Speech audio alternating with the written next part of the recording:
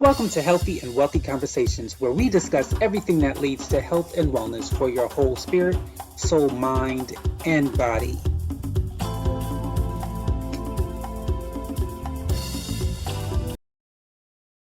Hello, and welcome to another episode of Healthy and Wealthy Conversations. Today's episode is with Dr. Christine Sauer. Let's get this show started. All right, so you are let me look this up, and if I'm mispronouncing it, let me know. You are a licensed neuroencoding specialist as well as a certified brain and mental health professional. How did you get interested in this field of work? Now, it started with my own story, of course, like many of us coaches do. I started my life, of course, in Germany, and I became a physician and a naturopath. Now, that would have been a trajectory of life that sounds pretty straightforward, but it wasn't meant to be that way. Like many of us, life has ups and downs, and I fell in a lot of holes. And one of them was severe depression. So I had to give up my job as a physician in Germany. And at the same time, my then husband decided to commit suicide. I was left with two boys, immigration papers to Canada, and no job. So that's how I came to Canada. And of course, being isolated, lonely, it didn't get better. I ended up as an inpatient in a mental hospital, which taught me a lot of interesting experiences. And then I started to slowly rebuild my life over the next 10, 15 years, married my current husband, who is a Swede, and started a new career as a mental and brain health coach, focusing on helping women to get the sparkle back in their eyes and the spring in their step, because I was yearning for that when I was down in the dumps. And from my experience, I learned a lot about that often medications and psychotherapy alone are just not enough.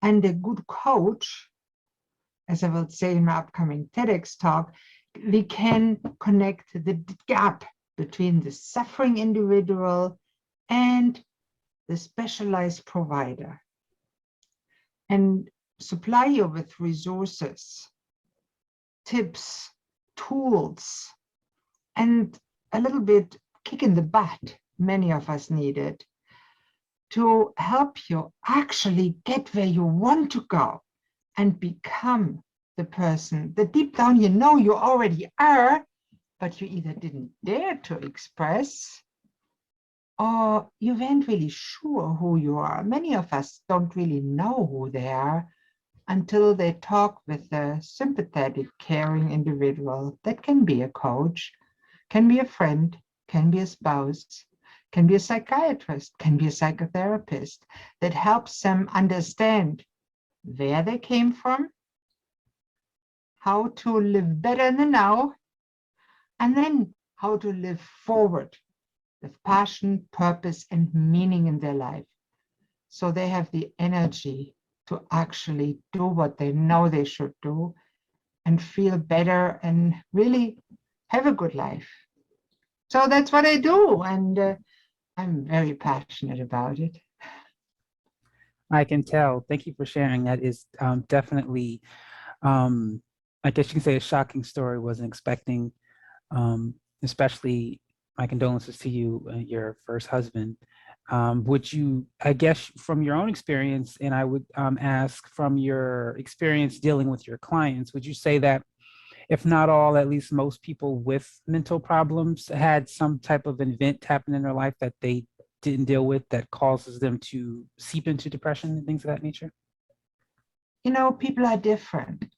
Every one of us has events happening in their life that can be traumatic, can be really bad. And some of us, depending on their genetic makeup, their upbringing, their education, their surroundings, and what they put in their food, some of us end up feeling depressed with the mental health issues, and others overcome it and walk forward anyway and tell the story. So I found that most people that are depressed, of course, they don't end up that way because they wanted to, because they just didn't have the tools, upbringing to help themselves overcome their genetic tendencies. And we call that the brain resilience, or the brain threshold, to actually feel the way that normal people usually do. So they end up mostly feeling low, especially when something on top of it, a stressor happens, like now the COVID pandemic. So many people got thrown off their brain reserve into the symptom field and end up with depression and anxiety that they otherwise maybe never would have experienced. Right.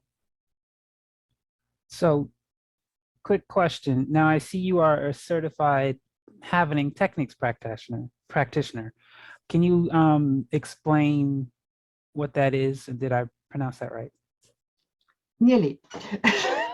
Now, over the years, and I'm now over 40 years in healthcare, I learned a lot of techniques, tools, and knowledge, but knowledge doesn't help people really. You can find it anywhere. As I always say, you can go on Google and find solutions to all your problems. 3,451,000 so-and-so problems.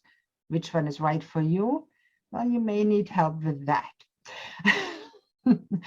And Havening techniques is a neurosensory technique developed by Drs. Ron and Stephen Wooden. I learned from the founder, it was awesome. And it teaches people to deal with anxiety and stress, especially when they had traumatic events, PTSD, to not forget it, but to teach the brain that this doesn't have to be a traumatic memory or traumatic anxiety-causing anxiety that causes nightmares and all the suffering associated with it. Yes, the event will always be there and it won't be a pleasant memory, but it does not have to influence you right now and going forward in a really bad way. And that's an important thing to realize. And I talked just the other day with somebody that had PTSD, and many of them think, oh, I have to live with it. No, you don't. And he said that was such a big epiphany for me when somebody told me you don't have to live with it. You can learn to overcome this and grow as a person out of it and become a better person as a result of it. Good, I like that. So earlier you said you wanted to help women get the sparkle back into their eyes. Is why you came up with Sparkle Sisters? Yeah, a friend of mine, we're talking. I helped her deal with her challenges. We all have challenges in life. And so I talked to her and said, listen, I really want to focus on women that are really down in the dumps and build a community, because we all need more community in these times. We all need somebody to share with, to cry with, to laugh with, to sparkle with others. And that's what women want. So she said, hey, we are sisters. We are not sisters by blood. We are sisters by choice. So I said, how about we call them the Sparkle Sisters? So I liked the idea. She loved it. So I went to all my female friends and said, what do you think? Would you like to become a sparkle? Oh, I like the names, they said. Oh, I like the. So I said, maybe I got something there. So I talked to a few other people and decided to start that community and offer it to start with completely free, and also the 2 monthly Sparkle Sister sharing sessions for free. And that's not a session where some experts tells you something that you don't want to know anyway, but where you can share what's going on in your life. And maybe share, other women share how they overcame similar situation, give you a little tidbit, and between us all on the call, hey, somebody will find a nugget that they needed to hear right now. because that's what it's all about. And it's really about serendipity. That is not an empty word. It is a fact that happened to many of us. And I know some spiritual averse people say, hey, serendipity, she's full of it. It's just pure luck. I don't believe in luck that way. Some things happen for a reason. And if you're listening to this podcast and show, you're here for a reason. And maybe you want to explore the Sparkle Sisters too. Thank you. I really like that idea. So sparklesisters.org. So when they go to that website, do they just do they register for those meetings? Exactly how does it work? It works. You look at the website. If you like what you see, you just sign up. You get a few emails, so you learn who I am, who founded it, and why I did it, and how I believed myself. I achieved a lot. Many people think, "Oh, you're perfect." Most people don't realize that all my life I thought I was the biggest failure there was. There's many things people don't know about me. And when you sign up for the Sparkle Sisters, I'm sharing a few things with you ahead of time to give you some courage. And then when you decide to come to the sessions, you will meet others and you can share your story. I do nothing more, I don't love anything more nowadays than to listen to other people's life stories. Oh my God, what amazing people are around. I'm sure if you're listening to that or watching this, hey, you have a story. Come on, tell it to us, tell it to the world. We deserve to hear your beauty. Everybody has a story to tell. Yes, I read a graphic novel. It was, I believe it was called March. I can't remember the name of I'm looking it up now. So yes, John Lewis, he wrote a novel called March. And one of the things I got out of it, which had nothing to do with why he wrote it, he talks about growing up, because you were saying how we have stories and you like to hear stories. The world would be better if we took the time to listen to one another's stories. He talks about growing up. He grew up in the South on a farm, and his family had chickens. And as a child, he named the chickens and became friends with the chickens. And then when he correlated the chicken on the kitchen table with the chicken he was making friends with, he couldn't eat the chicken. And he just couldn't do it because he named them. When he was an adult, he grew up later, and he ended up going somewhere with these men. They took him to a place to eat, and there was fried chicken. He was okay in eating it because he realized he hadn't created a relationship with it. And so that's why there's, with the prejudice and the people going back and forth with racism, if we took the time to hear each other's story, that's when we would realize that's why we have so much anger and hatred against each other, because we want our story heard. We don't want to take the time to listen. And I truly believe if we took more time listening to stories, we wouldn't be so angry and hateful against one another. So I think this is your Sparkle Sisters is an amazing idea, and I'm so glad you did it. And you have it, and I hope those listening will take the time to check out the website. Now, please explain to me, what is the Brain and Success System?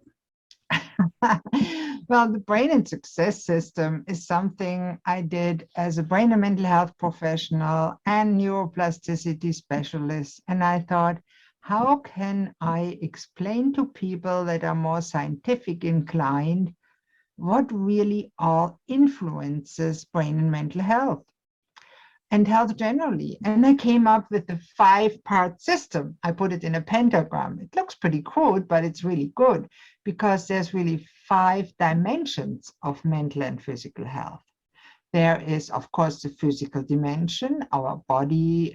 There's the thought processes, the thoughts in our head, the mental dimension. There's a social dimension. We all have relationships with us, with others. Then there's a spiritual dimension, because we all need a connection to something that's bigger than us, a purpose, a passion, a meaning in life. And Then there is a basis of it all, which is a financial foundation. Because consider this, if you're homeless on the street, what do you care about your mental health? You just wonder, where does my next bite of bread come from?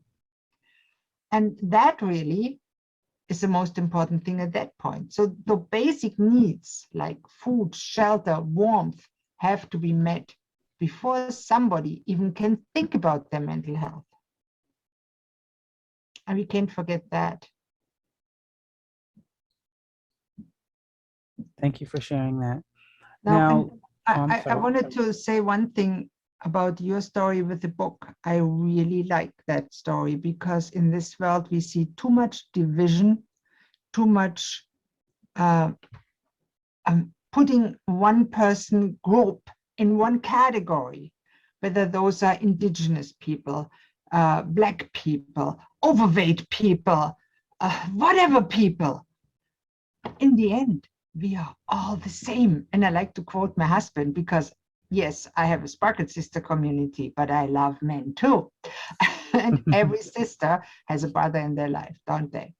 So my husband likes to say, we all eat the same, we all shit the same. Now, it's not very ladylike to say it, but my husband does. So, hey, I can quote him. He is so down to earth. He's so smart. And I've learned, I actually learned that in the mental hospital. I've met people that were homeless at the time. Their home was a mental hospital. They were very disturbed. I talked to them. I listened to them. And you know what I learned? Shit, we are all the same. It's really true. We have issues, but deep down, we are all the same. That's so important to realize. It doesn't matter whether your skin is brown, gray, green, whatever. I don't care. We are all the same. We all have the same ambition, the same feelings. If you lose a child, you feel it just as bad as I do. If you get a mean word, you feel it just the way like I do. We are the same that way. Yes, people are different. There are differences, but that's just interesting. That's a spark. Hey, that's fascinating. Let's be fascinated by the difference instead of pushed away. Oh, those are different. I don't want to have nothing to do with those people. Mentally ill people. Oh, those people, they are no good. People in a mental hospital, they are no good. Homeless people, the scum of the earth. Now, how nonsense is that? Many doctors have been homeless. Famous people like Dr. Joseph McClendon, he had been homeless. He's now a multimillionaire. He developed an international business. He is a mentor of mine as a licensed neuroencoding specialist. He developed that strategy. He's a brilliant man, and he was homeless. So what I do when I talk to somebody and listen to their story, I see their potential, what they can be, what they can become. And if they choose to hire me, I hold them to that potential. And I give them the space to grow into their potential. Thank you. So last question, or I should say, talk about the importance of mental health with everything else, because if you ask someone what does the word healthy mean to you, most people will talk about exercise and fruits and vegetables. And even if they are unhealthy physical wise, they can tell you what they're doing wrong. When you talk about mental health, most people can't even begin to verbalize. I mean, when you see the comment sections and on social media and they're cursing at each other, arguing with one another, I don't think they realize that's a mental health problem there, because first of all, you're arguing with someone you've never met, you just complete stranger, and you think it's okay to curse at them because they disagreed with you. And so talk about the importance of making sure your mental health is just as healthy as your physical. You know, it's weird that we, again, have a separation of mental and physical health. And let me be a little contrary to say, really, there is no mental health per se. It is not there. It's non-existent. It's just like in my mind, there's no black people and white people. We are people. There's health. If you feel happy and healthy, that's health. That's well-being. And yes, your thought processes have a big role. We know from neuroscience that what you eat, whether you exercise, influences your brain chemistry physically.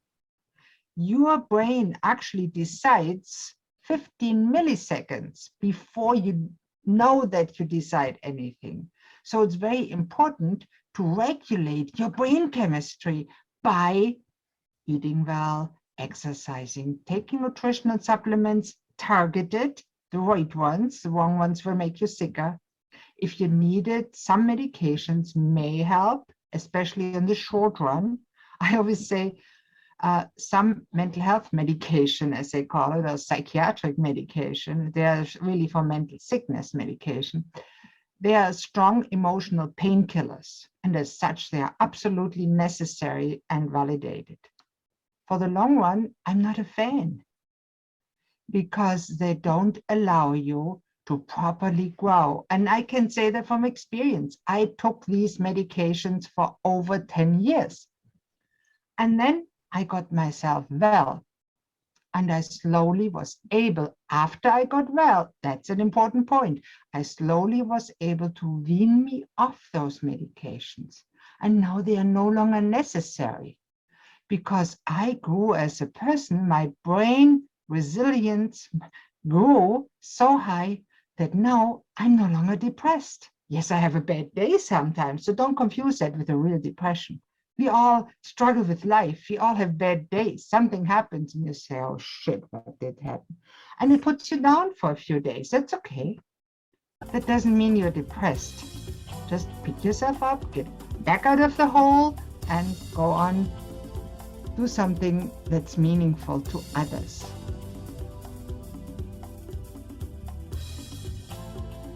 Thank you for watching another episode of Healthy and Wealthy Conversations. I would like to thank our guest, Dr. Christine Sauer, for stopping on by, and of course, you, the audience, for watching.